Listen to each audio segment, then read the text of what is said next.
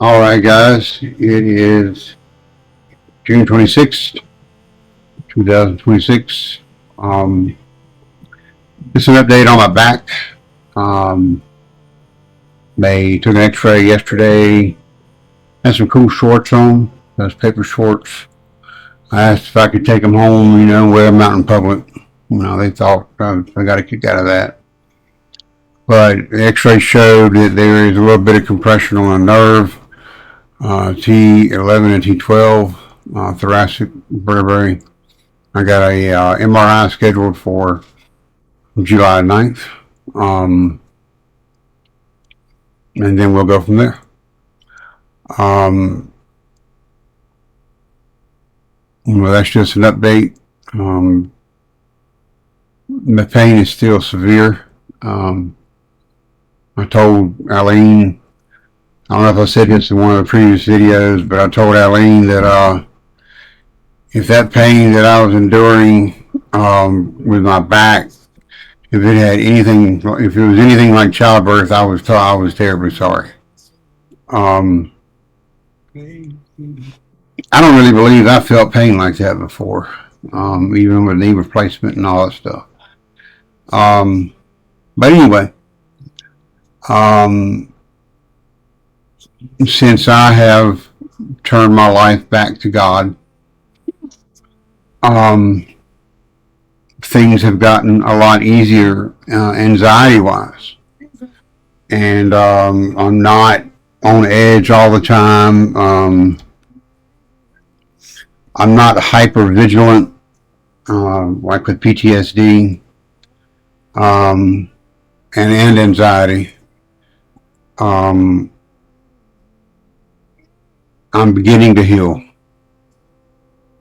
And I went down to Sawyer's resting place yesterday with Ace, and one of the coolest things I've ever seen. Blew my mind. There was a baseball on his headstone. And at first I said, "No, Ace, you're not going to play with that ball." And then the words came out of my mouth that, Sawyer would want me to play fetch with Ace. And one of the things that I hate, whatever you want to call it, is when people would say, well, Sawyer would want you to do X, Y, Z. And in my mind, I would say, how in the world do you know what he would want to do? What he would want me to do? But it came out of my mouth, that I said that. And then when we were getting ready to leave, he still had the ball in his mouth, and he went and put that ball back on that headstone. I didn't tell him to do that. It just, I was awestruck. And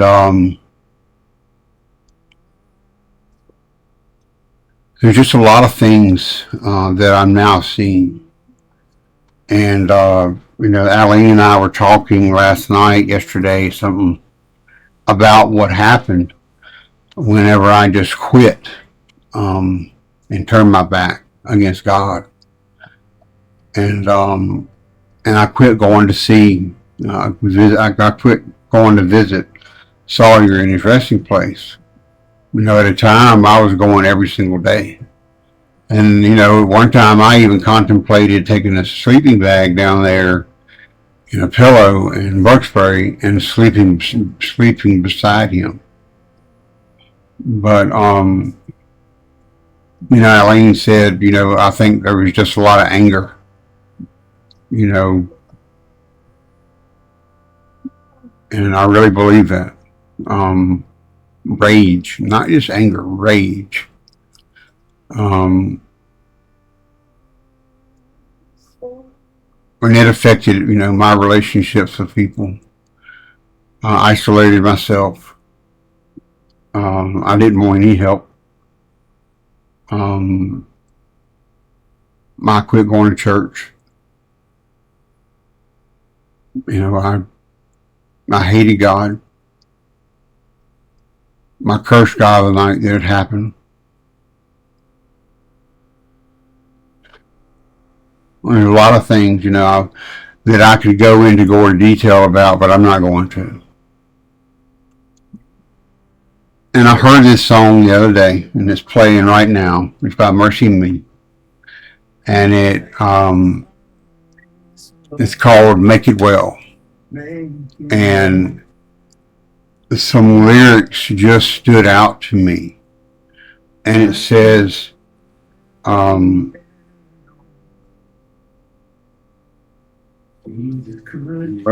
let's see. No, I wrote some words. Hold on a second. I can't feel it away with my soul. Well, I do remember part of the lyrics that said, "Jesus, sit with me and cry with me until I can say it is well with my soul." Does Jesus sit with me? I've never thought about that. Even as a youth pastor, I never thought about that. I thought about going to seminary whenever I was a youth pastor, and just didn't. And then there's another part, when the storm is raging, please don't let me go. And then the following lyric says, "The voice that calms the sea, keep whispering to me. Make it well with my soul. Keep this heart from hardening like stone. And whatever my lot, you're still my God." And I absolutely believe that my heart hardened. My personality changed. My relationships with other people changed. Anxiety tore me apart. Clinical depression. I actually thought about, and I told Aline this one time, I actually thought about talking to my psychiatrist about checking myself into a mental institution because I was so depressed and my anxiety was just tearing me apart. Panic attacks like crazy. I said the other day that that walking into the building at the school, I would have devastating, crippling panic attacks. There was one time, I don't know why I thought this, that I thought that the police were going to break down my door and arrest me. And I was scared to death. And that's not a made up story. That was real. I was terrified. And I called my cousin by marriage. And I told him what was going on. And he talked me down. And I just, it was terrifying. And I know that it was not something that was true, but Satan made it true in my mind. And I'm glad my cousin talked me down, and first thing he said was like, "Dude, ain't nobody gonna be arrested. Nobody's gonna arrest you. You haven't done anything." And I was like, "Well, how do you know?" And I was going through everything in my mind. What had I done?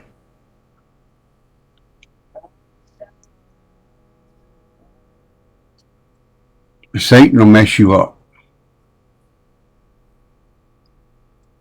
He will put thoughts in your head that you never dreamed would come across your mind.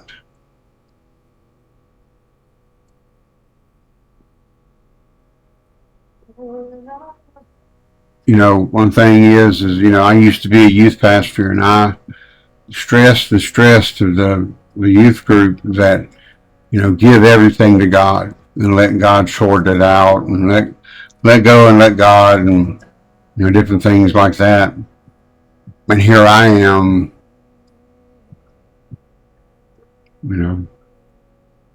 my heart hardened. I isolated myself. I was only able to watch 3 or 4 TV shows. I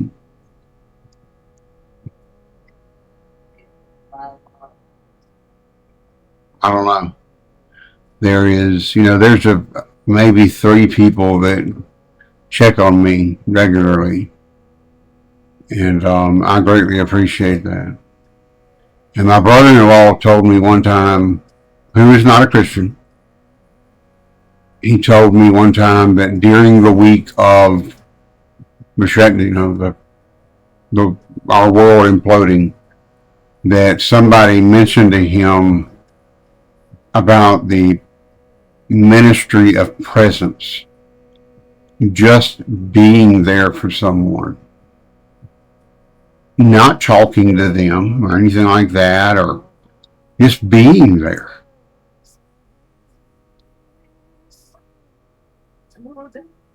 That person that was talking to my brother-in-law, I seen him one time in 4 years. I mean, we were very good friends at one time. So I just, there's a lot of things that I've got to come to grips with, for lack of a better phrase. And, I'm much happier now. I am much happier. The past couple of days, I've just been cleaning different things in the house. Used to, I'd just sit on the couch and not have any interest in doing anything. And, that's depression. And, but now I'm wanting to do things. I want to help Aline. She does so much for me. I want to help her. And there's no way that I could ever repay her for what she does for me. She lives the vows that she made June 1st, 2002. I'm very blessed with a Proverbs 31 wife. She has been very patient with me when it comes to my grief. She's very understanding. And I couldn't ask for a better best friend. So, anyway, that's it. This video is about 14 minutes long. I'm going to upload it to YouTube and then put that on Facebook. So, just be on the lookout for it. And I really hope that you watch it. And,